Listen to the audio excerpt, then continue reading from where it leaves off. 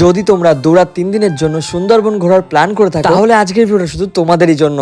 শিয়ালদা থেকে সকাল 7:42 ক্যানিং লোকাল ধরে আমরা সোজা চলে আসলাম ক্যানিং এ। প্ল্যাটফর্মে নামতেই দেখি ট্রাভেলস এর দাদা আমাদের জন্য অপেক্ষা করছে। তারপরে আমরা ঝটপট করে অটোতে উঠে সোজা চলে আসলাম সোনাখালী ফেরিঘাট। এখান থেকে আমরা সবাই মিলে বোটে উঠে পড়লাম। এখানে চাইলে তোমরা কিন্তু রেস্টও নিতে পারবে, আর সেই সাথে ছিল ঝা চকচকে টয়লেট। তারপরে আমাদেরকে এক একটা করে ওয়েলকাম ড্রিঙ্কস দিয়ে দিল। বোটের সামনে দাঁড়িয়ে ভিউ এর মজা নিতে নিতে চলে আসলো গরম গরম চা, আর তারপরেই কিন্তু চলে আসলো গরম গরম ব্রেকফাস্ট শেষ করে আমরা রবীন্দ্রনাথ ঠাকুরের বেকন বাংলো দেখতে চলে আসি। আর বেকন বাংলো চারিপাশটা জাস্ট অসাধারণ ছিল। ওখান থেকে বেরিয়ে আমরা চলে আসলাম হ্যামিল্টন সাহেবের বাংলো দেখতে। তারপরে আমরা আমাদের বোটে ফিরে আসলাম। আসতে না আসতেই দেখো আমাদেরকে দিয়ে দিল গরম গরম আমোদে মাছ ভাজা। কিছুক্ষণ পরেই কিন্তু আমরা দুপুরে লাঞ্চ করতে বসে পড়লাম। আমরা তো রীতিমতো খেতে খেতে হাঁপিয়েই যাচ্ছিলাম। লাঞ্চ শেষ করে উঠতে না উঠতেই আমাদের গায়ে চলে আসলো ফল খেয়ে আমরা চলে আসলাম সজনেখালী ওয়াচ টাওয়ারে। এখানে এসে এই ওয়াচ টাওয়ারের উপর উঠে জঙ্গলে এত সুন্দর একটা ভিউ দেখতে পেলাম। আর যখনই আমরা কিন্তু কুমির মামাজিকে দেখতে পেলাম তখনই সবাই অনেক খুশি হলাম। ক্যাম্পের চারিপাশটা ঘুরে আমরা দেখতে পেলাম সুন্দরবনের ফেমাস সুন্দরী গাছ। তারপরে কিন্তু আমরা সবাই পাখিরালয় ফেরিঘাটে নেমে পড়ি। এখানেই কিন্তু রয়েছে আমাদের রিসর্টটা কিন্তু জাস্ট অসাধারণ ছিল,